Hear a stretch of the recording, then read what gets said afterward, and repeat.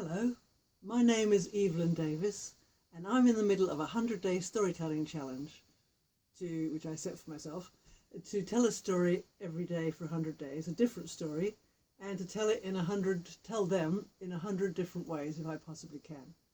So this is day 52 and I have chosen a story for some reason that I've never seen before, never read before, and for which I don't have the characters, but I have adapted, and so here we go. And my goal for this story was to use little papier-mache pulp figures that I make, and I also wanted to share and do share at the end of this, after the story, there's a video on how to make papier-mache pulp. It's a lot of fun and amazingly strong, and a great way to make characters who stand up and talk, because my belief is that if we have people that children can play with who talk and stand up,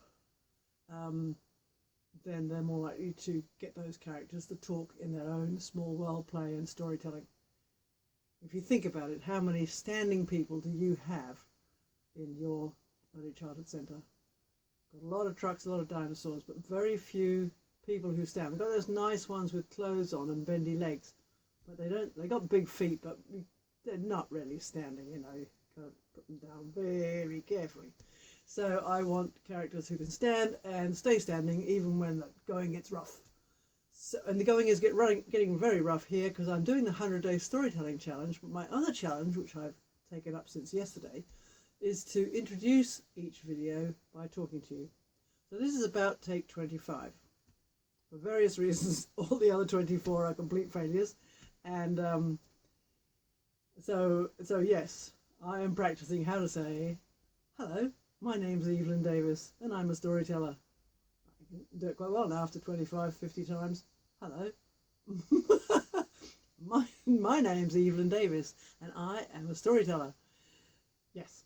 And my other goal, of course, is that you discover that you are also a storyteller, because as you can see, you don't have to be extremely competent. All right. So I hope you enjoy the story, and that you stay and watch the craft tutorial about how to make the figures. Thank you. A long time ago, when the world was very, very young, and the mountains were very, very high, and animals and men and women still spoke to each other, there was a thing known as gratitude. Well, this story starts high in a mountain, on a road along the edge of a deep chasm. And along this road, a man and a rat and a crow and a snake were all travelling. It was late at night and the sun was going down and it was a bit dark and it was a very narrow path. And suddenly a bit of road broke away and they all fell down into the crevasse below. They were all okay, but they thought, how will we ever get out of here? It just so happened that a man was passing,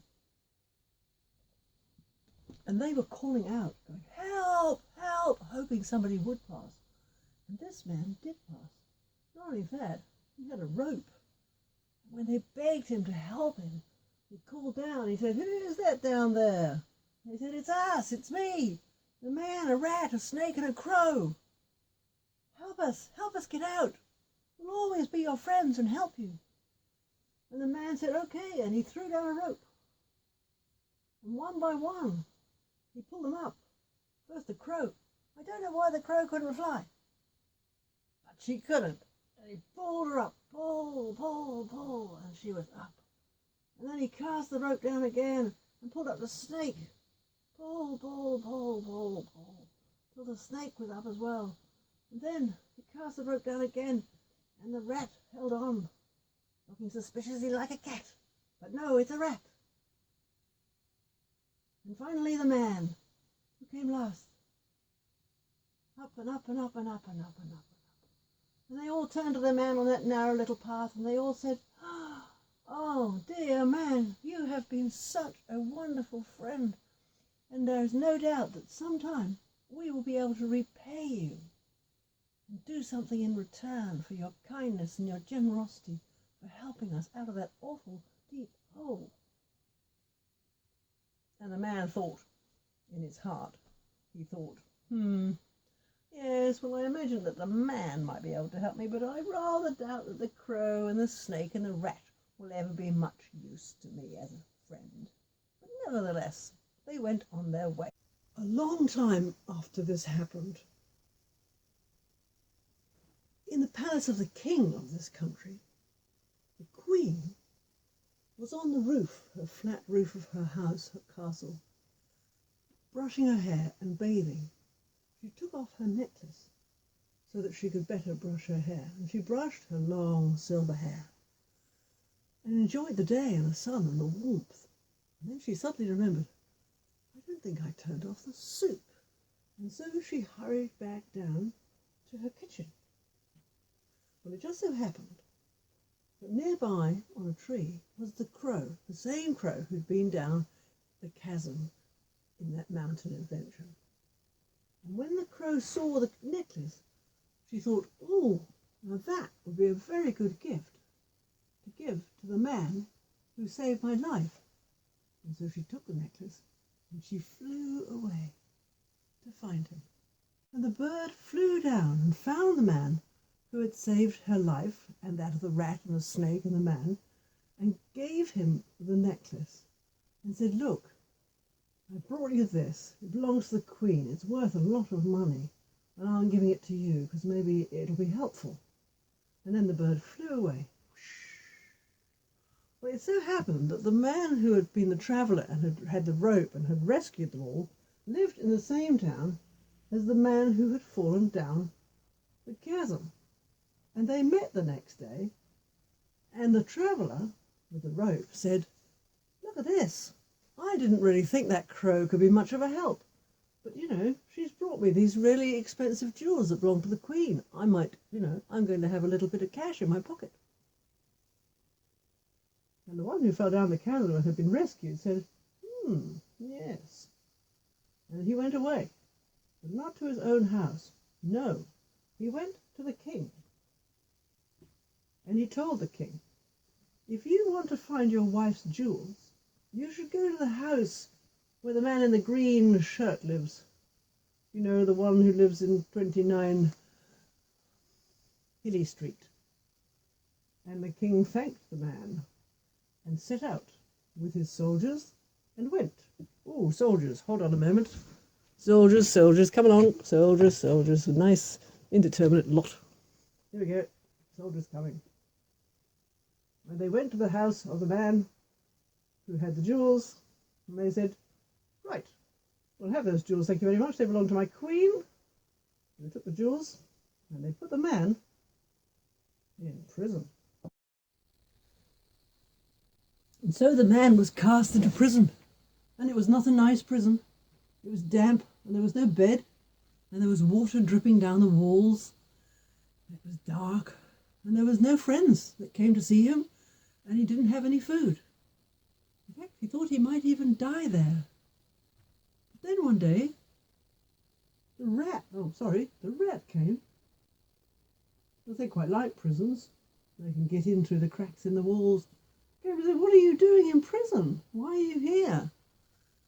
And so the rescuer, the travelling man, explained how he had got there, and he told him the story, and the rat said, "Oh, let me help. You saved my life.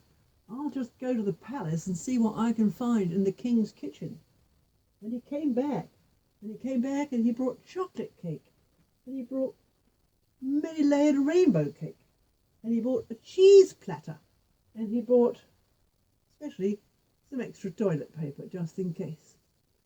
And the man was very grateful, and he ate and gobbled and drank. Oh yes, not only eating, he also brought him a cup of tea, a pot of tea, so he could fill it up again and again. Oh, that's a jug. Oh well, he can drink out of the jug.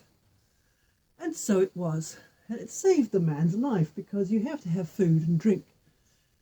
And then another day, not long after that, when the rat was gone, the snake came visiting. I think he might have been a friend of the rat and had heard about this man's plight. And he said, "Well, what happened? Why are you in prison?" Because he hadn't been listening when Rat told him. And so the man told him again.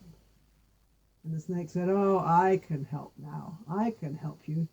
I can turn myself into a ghost. Look, just like this." And so there he was, a very spooky ghost. And the spooky ghost went to the king's palace. Oh, you have to move the prison away. Excuse me one moment while I remove all the prison items. Zoom, zoom, zoom, zoom. And here we are at the palace. Now, what happened at the palace, I'm not quite sure. But the ghost, actually the snake, came sneaking in. And he turned himself back into a snake, and he wrapped himself around the king's throat, I'm afraid to say. And the king could hardly breathe. And he said, "Stop, what are you doing?" And he said, "Come and help me, wise men. There's this strange thing that I can feel but can't see around my throat. And I need it to be gone, gone, gone." So he called his wise men, and they came, all three of them. 1, 2, 3. The 3 wise men and the 3 wise lamas, his great wise people. And they told him that the ghost was choking him was one of the patron saints of the man in prison. And that if he would just let that prisoner go and treat him well, his troubles would all be over. And so the king went to the prison and he released the man, the travelling, rescuing man, and let him out of prison. The prison was gone. The snake was gone from around the king's throat. He was happy. The wise men were pleased with himself. And the rescuer was very happy. Because the king gave him some money, gave him more jewels, said, "Have them anyway, why not? You deserve them. I hear you're a very generous and kind man who rescued a snake and a crow and a man and a snake, a crow, a rat and a man. And I'd like you to have these things." And so he did. And the king was no longer unhappy, the traveller was happy, and he remembered that it was interesting that the snake, the rat and the crow were jolly good friends and really did pay him back generously, whereas the chap had not done so well. And here is a close-up of the food: the rainbow cake, the cheese platter, the chocolate cake, and the extra toilet paper. You need those when you're in prison. And here are the close-up of the people. I tend to put arms on mine, so these are probably mostly mine. But really, you just squish and they just invite something. Here are the 3 soldiers, but they stand up. And once you've invested them with a job, you know they're soldiers. And over here we have the 3 lamas, the wise men, and the first 4 protagonists. Yes, the snake was a pipe cleaner. And I think he might be facing the wrong way. Oh, look, there he is. He has got a face of sorts. There we go.